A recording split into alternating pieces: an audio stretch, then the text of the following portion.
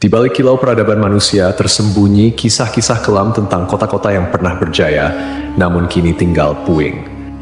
5 nama terukir dalam sejarah bukan karena kejayaannya, melainkan karena kehancurannya yang spektakuler.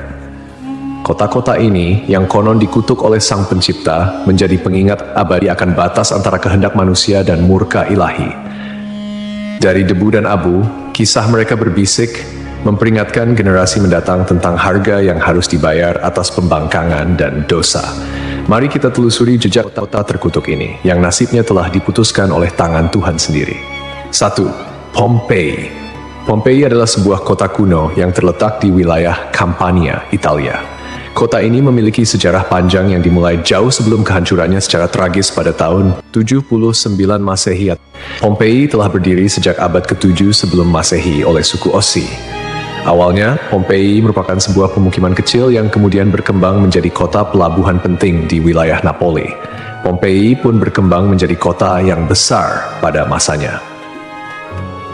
Kota ini juga dikenal yang jauh lebih subur daripada tempat lain, karena Pompei terletak di kaki Gunung Vesuvius, sebuah gunung berapi purba yang merupakan satu-satunya gunung berapi aktif di Eropa. Para petani di kota ini banyak yang menanam anggur dan zaitun. Kesuburan tanah ini merupakan salah satu faktor utama yang mendorong pertumbuhan dan kemakmuran Pompei selama berabad-abad.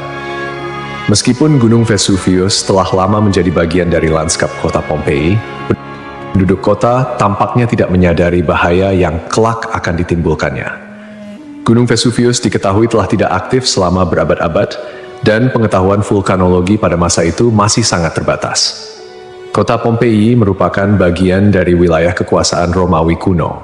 Banyak dari masyarakatnya merupakan keturunan Romawi, dan di seluruh wilayah Kekaisaran Romawi kuno, praktik prostitusi memang dilegalkan.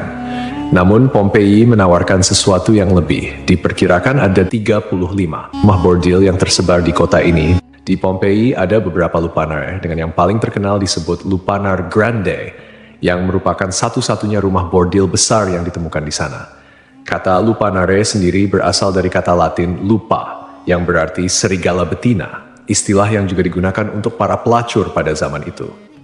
Di dalam Lupanar Grande, ditemukan kamar-kamar kecil dengan lukisan erotis di dinding, yang kemungkinan besar digunakan sebagai semacam menu untuk layanan yang ditawarkan di sana. Rumah bordil ini memiliki 2 lantai. Lantai pertama diperuntukkan bagi kelas bawah, sedangkan lantai kedua digunakan oleh pelanggan kelas atas.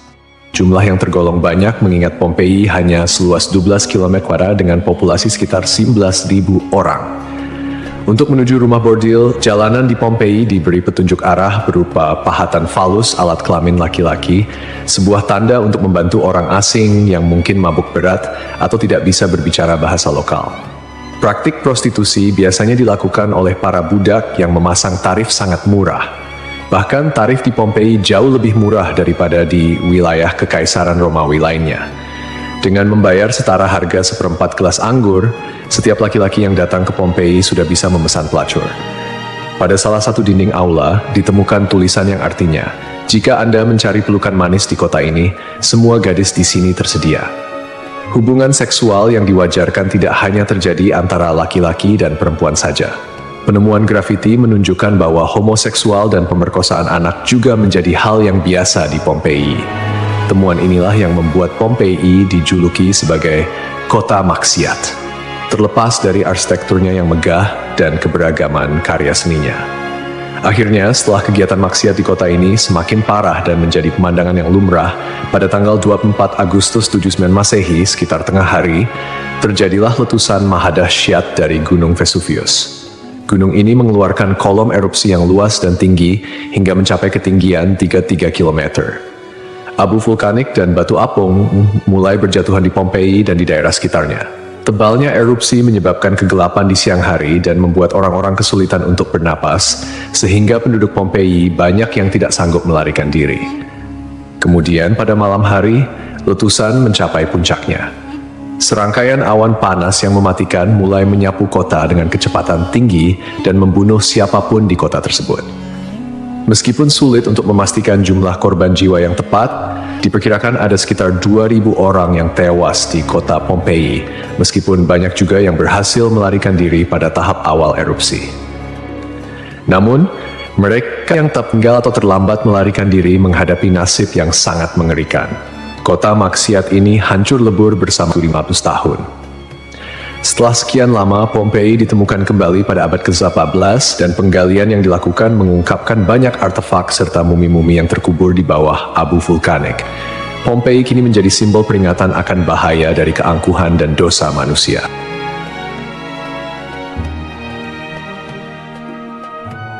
Kisah Desa Legetang. Pada suatu hari di Desa Legetang, warga melihat banyak binatang liar berkeliaran di sekitar jalan desa.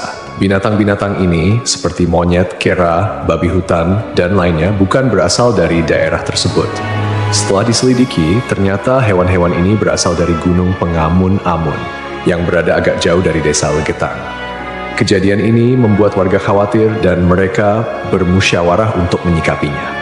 Mereka menyimpulkan bahwa turunnya hewan-hewan dari gunung adalah pertanda akan terjadinya musibah besar.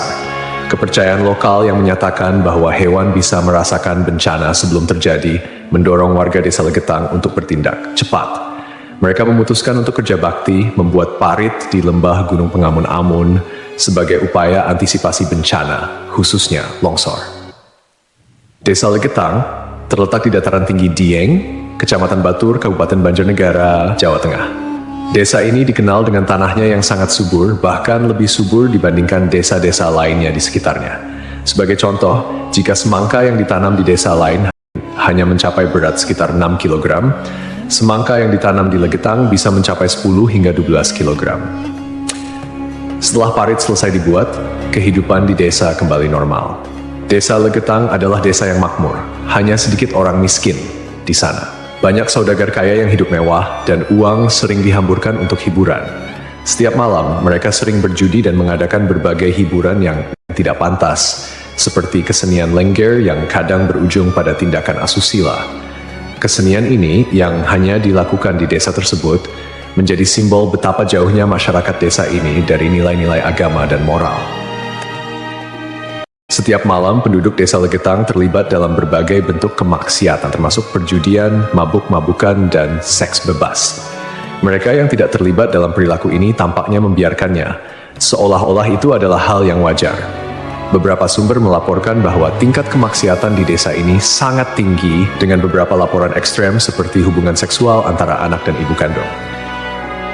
Desa Legetang mengalami hujan yang sangat lebat. Cuaca ekstrem ini disertai dengan petir yang menyambar-nyambar dan suara guntur yang menggelegar di langit yang gelap. Tiba-tiba, terdengar suara ledakan yang sangat keras yang dapat didengar hingga ke desa-desa di sekitarnya.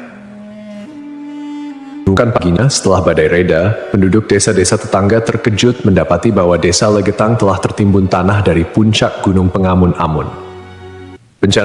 Tragedi ini menelan korban jiwa 351 orang, termasuk bayi dan balita.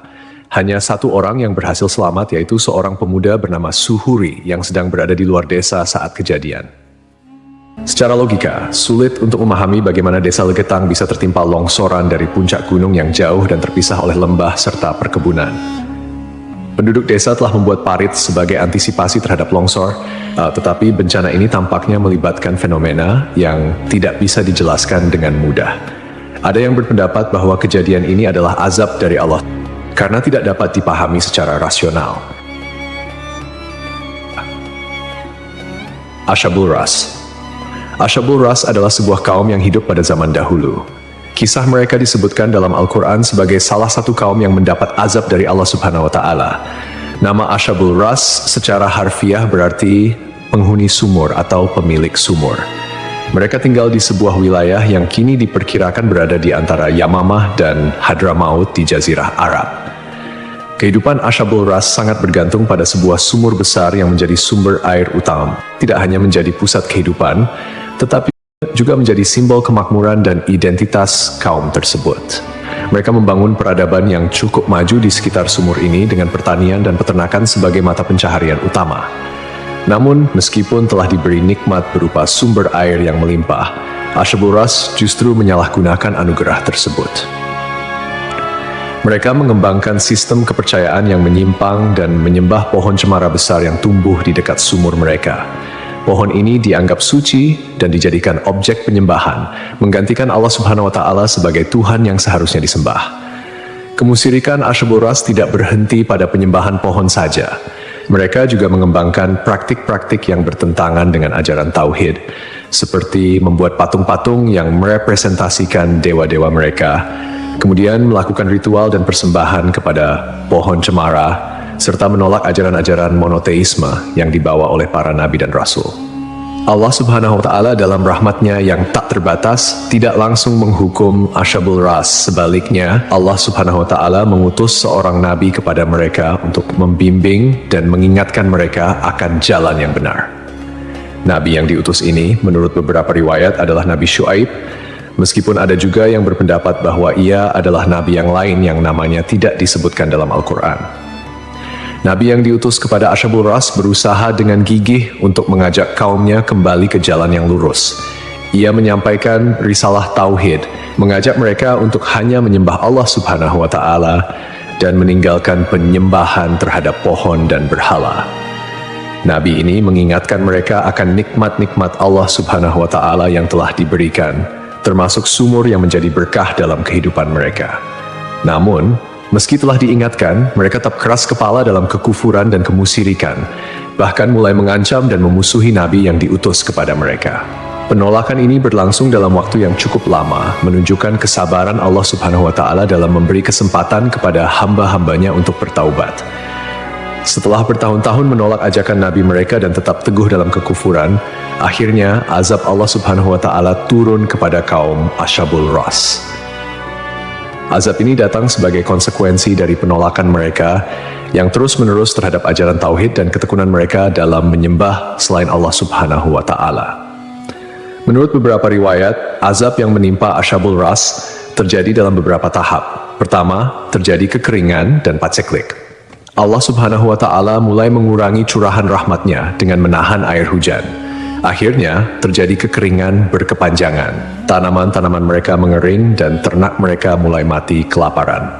Ini merupakan peringatan awal bagi Asyabul Ras, namun mereka tetap tidak mengindahkannya. Kemudian terjadi pencemaran sumur. Sumur yang menjadi sumber kehidupan mereka tiba-tiba tercemar. Airnya berubah warna, berbau busuk, dan tidak layak dikonsumsi. Hal ini menyebabkan krisis air yang parah di kalangan Asyabul Ras. Lalu datanglah gempa bumi. Sebuah gempa dahsyat mengguncang wilayah tempat tinggal Asyabul Ras. Gempa ini menghancurkan bangunan-bangunan dan infrastruktur yang telah mereka bangun selama bertahun-tahun. Akhirnya, mereka pun binasa, meninggalkan kisah yang menjadi peringatan bagi generasi-generasi setelahnya tentang konsekuensi dari menolak petunjuk ilahi dan hidup dalam kemusyrikan.